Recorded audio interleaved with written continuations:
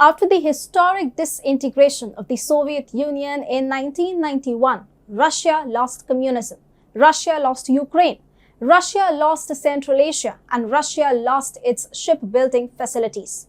Throughout the years, not many lights had fallen on the last mentioned one.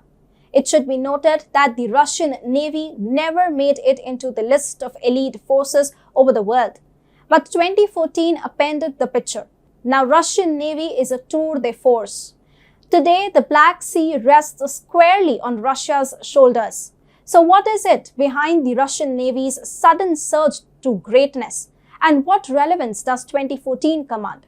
Hi and welcome to TFI Global, the foreign affairs and geopolitical analysis arm of the TFI Media Group. I'm your host Tejasvi Malhotra, and if you haven't subscribed to the TFI Global channel yet, please hit the subscribe button and press the bell icon to receive all the latest updates. And please install our Apple and Android mobile app. The link is given below in the description. After the Soviet breakup of 1991, Ukraine became independent. The green mountainous region with fairly undiscovered beaches of Eastern Europe also went away with Ukraine. This was a huge setback for Moscow since it was Crimea. Russian cultures always prevailed in Crimea, and a 2 million population, of which about 60% speak Russian and consider themselves Russian. This is the only region in Ukraine where Russians are in the majority and has the highest number of Russian speakers. The Black Sea ports of Crimea are a blessing to connect with the Mediterranean, Balkans, and Middle East.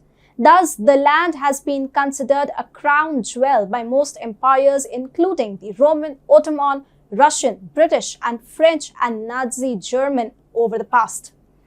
Russia had a relic of greatness in this region for the past war fought in 1783, and copious other tales could follow that had the legend of the Tsarist Empire etched in them. So the necessity to get back Crimea topped the to-do list of Moscow's newly found Tsar in Vladimir Putin. The necessity was running bounds, and it finally dawned on Kremlin in the February of 2014 to go get back what was theirs. On March 21st of 2014, after the ratification of the annexation treaty by the Russian parliament, Putin signed a law formally integrating Crimea into Russia. 8 years after soiling its presence in Crimea, Russia has got bags of achievements to gloat about, but the prime of all is contouring Crimea into an extensive Russian military base supported by reliable industrial, transport and logistics, energy and water infrastructure. The hard labor meshed with precision ensured that Crimea turned into an unsinkable aircraft carrier, facilitating the projection of Russian military forces throughout the Black Sea Basin and into the Eastern Mediterranean.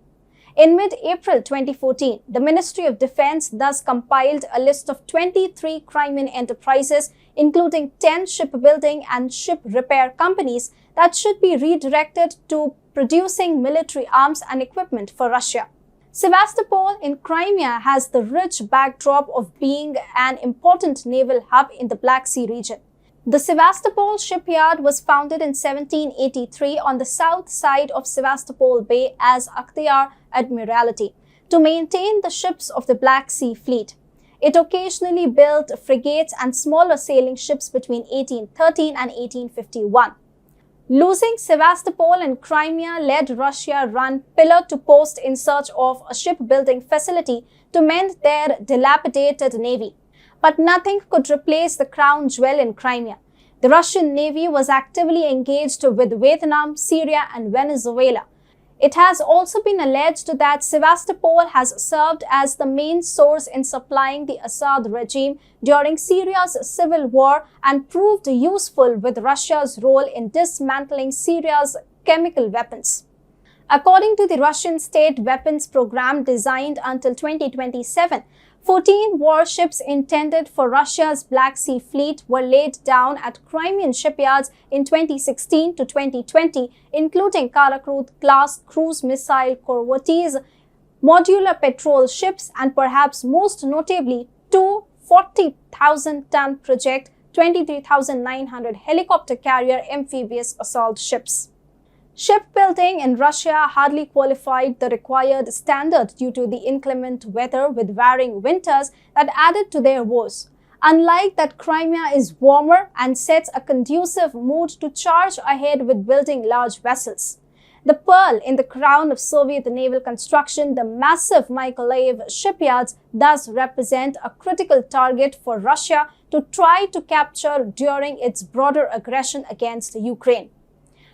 As the Ukraine war is changing faces and Russia looks to cruise ahead on all fronts, NATO and its allies need to sit down and ponder over the might that Russia keeps on adding with its burgeoning naval capability that has sprouted under the Crimean heartland.